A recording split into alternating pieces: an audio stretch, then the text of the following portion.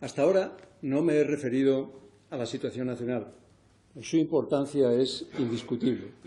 La democracia española, ese edificio de libertades y derechos que empezó a construirse a la muerte del dictador, ha estado en peligro en varias ocasiones, unas de forma soterrada, otras violenta, ahora a los ojos del mundo por el desprecio a la ley, la Constitución y la convivencia. Asturias, como comunidad autónoma, es actor y parte del Estado. Los sucesos ocurridos y los que sucederán en las próximas semanas nos atañen. Ni Cataluña nos es ajena, ni la evolución del desafío independentista, ni los cambios que pueda arrastrar nos resultan indiferentes. Callar, bajar la mirada, renunciar a tener voz sería impropio de una comunidad que sabe cuál es su papel en un Estado social, democrático y de derecho. Durante años me han sorprendido los silencios, la lejanía, la perezosa indolencia ante lo que estaba incubándose, medrando y enrareciéndose a ojos vista. Hablo de las omisiones y del desinterés, también aquí, en Asturias, incluso en este Parlamento. Lo que estaba sucediendo no afectaría a nuestra economía, a la evolución empresarial, a los mecanismos de solidaridad y, muchísimo más importante, a nuestra condición de ciudadanos de un Estado de Derecho. Lamento decirlo, pero ese silencio, esa omisión, fue espeso, tangible casi. Ha habido que esperar al desbordamiento, al estallido de la fractura, para ahora sí tomar conciencia de que eso iba en serio y nos afectaba directamente. Pregunto, ¿por qué incomodaba hablar de esto? ¿Qué sentido tiene ese discurseo encapsulado más propio de crisálidas que de una comunidad de madurez política y social acreditada? He dicho, y hoy tiene sentido reiterarlo, que estoy orgulloso de la identidad inclusiva de Asturias tal y como es, desnuda de ensoñaciones, sin pasados de cartón piedra. Por cierto, en esta tierra se sabe muy bien lo que es ser preso político. Esa forma inclusiva de ser, de estar en el mundo, también es, créanme, un patrimonio común. El Gobierno de Asturias ha defendido a las claras, sin jerigonzas, también sin meandros, el respeto a la ley, imprescindible en cualquier Estado democrático. Por ello, la restauración del orden constitucional abiertamente quebrantado en Cataluña no era una opción, y no lo era porque cuando dos legalidades entran en conflicto no podemos hacer otra cosa que apoyar al Estado de Derecho. A ese momento, la defensa de la legalidad se había encalzado únicamente a través de la justicia, pero la justicia, en palabras de Muñoz Machado, siempre se cuece a fuego lento, demasiado lento para impedir que las vigentes estructuras políticas fueran rebasadas, provocando un nuevo principio. Porque lo que se estaba pretendiendo hacer en Cataluña era justamente eso, crear un momento cero, un instante fundacional a partir del cual inaugurar un orden político nuevo. Hemos contemplado cómo una mayoría parlamentaria rompía las normas que fundamentan su competencia como poder constituido para erigirse ella misma en poder constituyente que haría realidad una autodeterminación que no se presentaba como una pretensión política, sino como un derecho respaldado por el ordenamiento internacional, la razón y la ética.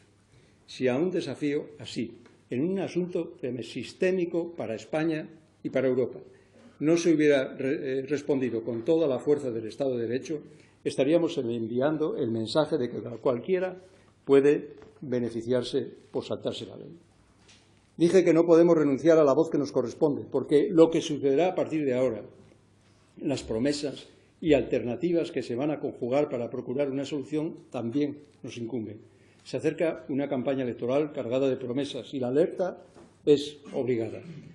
A partir de la aplicación del artículo 155 y una vez recuperada formal y materialmente la vigencia de la Constitución en Cataluña, todo el mundo coincide en la necesidad de una política de reforma consensuada con aquellos que no hayan quedado inhabilitados para el pacto. Sin embargo, no puede desconocerse que el secesionismo ha llegado hasta aquí no solo como consecuencia de un movimiento social organizado, sino también por la existencia de otro, esencialmente revolucionario, que lo parasita, aprovechando el potencial subversivo de un proceso de autodeterminación. Tampoco hay que obviar la dificultad de que un sistema pueda autorreformarse cuando tiene en su seno un centenar de diputados que o bien están en franco desacuerdo con los valores constitucionales o solo se comprometen con sus territorios concretos. Si añadimos que la deslealtad al pacto político constituyente por parte de los partidos nacionalistas ha sido patente, que su estrategia consiste en erosionar los vínculos comunes, ahondando fracturas sociales y emocionales que ponen en cuestión la cohesión del Estado, y que la inexistencia de un acuerdo básico previo entre las fuerzas constitucionalistas nos priva de la concordia necesaria para abordar con garantías una tarea de esa magnitud, concluiremos que no va a ser fácil afrontar una gran reforma que mejore la actual, se inscriba en la legalidad y supere la incapacidad del Estado autonómico para generar una dinámica de integración. Y, sin embargo, si los españoles no somos capaces de pactar cesiones y alcanzar compromisos mayoritarios, estaremos comprometiendo nuestro futuro como Estado. Tengamos claro que no se tratará de un proceso constituyente, porque la reforma de la Constitución parte de un enfoque distinto al del 78. Entonces se puso en marcha una descentralización que se consolidó al ritmo de la dinámica política y al margen de todo plan o diseño previo. Ahora se trata de organizar el funcionamiento y la estructura del Estado, repensando y mejorando también las instituciones de autogobierno y las relaciones intergubernamentales. Así que la reforma constitucional, si la hubiera, no debería ceñirse al arreglo de la cuestión catalana ni olvidar que a lo largo del periodo democrático han emergido unas comunidades autónomas que no son meras divisiones administrativas, sino poderes del Estado plenamente arraigados y consolidados que, sin menoscabo de la decisión última en las Cortes Generales, tendrán opinión y posición en todo lo que afecte al título octavo de la Constitución. Y eso es lo que quiero dejar claro en esta Cámara. Pensemos también que la reforma, por los tiempos que exige, irá precedida de un cambio de modelo de financiación que ya está en marcha y que en buena medida puede prefigurarla y condicionarla. Y puede hacerlo, porque en un Estado complejo de corte federal, como es hoy el español, el conflicto más obvio es el que existe entre autonomía y solidaridad. Es decir, entre la capacidad para decidir el nivel y la composición de ingresos y gastos de los gobiernos subcentrales y un determinado nivel común en la prestación de los servicios públicos. Y ese grado relativo de cumplimiento de ambos principios es, por lo normal, lo más difícil de acordar. Y sobre esto conviene dejar claro alguna cosa. Primera, que existe una independencia formal entre autogobierno y solidaridad. Y por eso el compromiso entre ambos puede hacerse al nivel que resulte políticamente satisfactorio. Dos, que la prestación de los servicios públicos repercute de forma directa sobre la calidad de vida de los ciudadanos. Y por eso garantizar un nivel de prestación equivalente tiene que ser prioritario en la agenda de responsabilidades públicas. Dicho más raso, la sanidad, la educación y los servicios sociales en Asturias dependen de esta cuestión.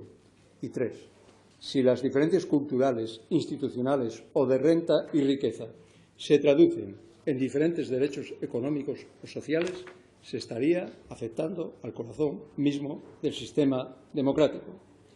Y también tenemos que tener en cuenta que los partidos estatales no precisan que en sus planteamientos sobre la reforma constitucional en sí, ni tampoco sobre la de financiación. El PP no realiza ninguna propuesta mínimamente detallada sobre esto. Ciudadanos solamente concreta la introducción de unos mínimos homogéneos en la imposición patrimonial.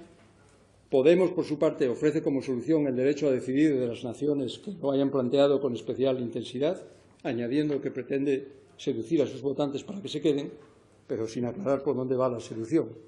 Y el PSOE pues, ha planteado una propuesta concreta con unas líneas maestras en materia de financiación pendientes de desarrollar. Tenemos un antecedente que nos adelanta ya que la controversia será máxima.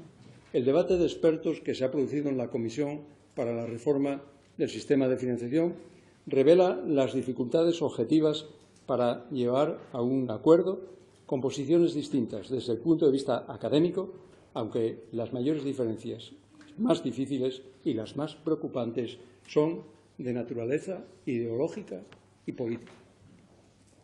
No es difícil colegir de la propuesta de la Comisión y los diferentes votos particulares que se abren posibilidades reales de que las regiones compitan entre sí. Es comprensible, además, que quienes consideran que la dimensión del sector público y la presión tributaria han alcanzado niveles excesivos piensen que la competencia fiscal puede permitir a los ciudadanos y empresas, vía voto con los pies, escapar de aquella jurisdicción en la que se consideren maltratados. Asimismo, es comprensible que se proponga la competencia fiscal no solo como un instrumento para controlar la tendencia expansiva del gasto público, sino también para que, al propiciar la competencia entre territorios y disminuir la nivelación de los servicios públicos, se favorezca el crecimiento de las comunidades más dinámicas. De ahí que, planteado el dilema de si la financiación debe de predominar las transferencias de la Administración central o mediante sus propios impuestos, algunos reclamen para las comunidades más altas cotas de poder tributario, es decir, más capacidad fiscal, tanto más impuestos como más capacidad normativa sobre ellos. Lo reclaman, aunque saben que al permitir que la financiación de cada territorio no dependa solo de factores de coste, sino también del nivel de renta, se debilita la garantía constitucional de igualdad.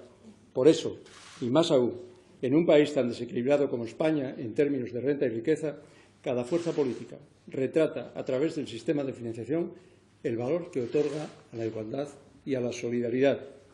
Es evidente, por tanto, la incidencia que en la vida de los ciudadanos tiene un sistema de financiación en el que pugnan dos puntos de vista fundamentalmente políticos que responden a enfoques económicos y sociales bien diferenciados y que conducen a un modelo dual y competitivo o a otro más cooperativo y solidario. Asturias tendrá que definirse y para el Gobierno la acción es un sistema cooperativo y solidario. Ocurre, sin embargo, que en España no solo existen diferencias ideológicas de carácter político y social a la hora de definir los mecanismos de cohesión territorial. Muy al contrario, la construcción del Estado autonómico y la descentralización que conlleva ha sido impulsada y condicionada por la existencia de nacionalismos interiores, sin duda el más genuino hecho diferencial del federalismo español. Y es ese diferencialismo el que, trascendiendo del eje izquierda-derecha, ha permitido privilegios controlados de carácter confederal, como ocurre en el País Vasco, el mismo que ahora puede impulsar que una descentralización concebida para dar cabida a la diversidad derive en una competición por los recursos entre territorios, de forma que, a fuerza de apelar a la defensa de esa diversidad, se termine defendiendo la desigualdad. Y vuelvo a apostillar, a eso se opondrá este Gobierno. Y por eso me preocupa tanto que haya fuerzas políticas que reivindiquen el abandono del cooperativismo para promover la competición territorial, rebajando impuestos, propiciando el voto con los pies y profundizando la brecha entre territorios ricos y pobres. Pero más me preocupa aún que al entremezclar autogobierno con reconocimiento nacional se propicie evolucionar hacia un dualismo que no deslinda lo económico de lo cultural, introduce una permanente tensión dialéctica en lo institucional y propone límites constitucionales a la solidaridad interterritorial. Queda claro, pues, que es mucho lo que nos jugamos, más seguramente que en toda la etapa democrática, por su dimensión y sus consecuencias sobre la vida diaria de la ciudadanía. El Gobierno del Principado también, créanme, buscará en este asunto el máximo consenso posible con todos ustedes. Concluyo. Faltan 19 meses para que el fin de la legislatura llegue. Como podemos adivinar, será un tiempo decisivo para el futuro de Asturias. Aprovecharlo, hacerlo fructífero, es nuestra obligación. Compartamos la tarea de construir una Asturias mejor. Para ello, quiero contar con ustedes y les aseguro que pueden contar conmigo. Muchas gracias.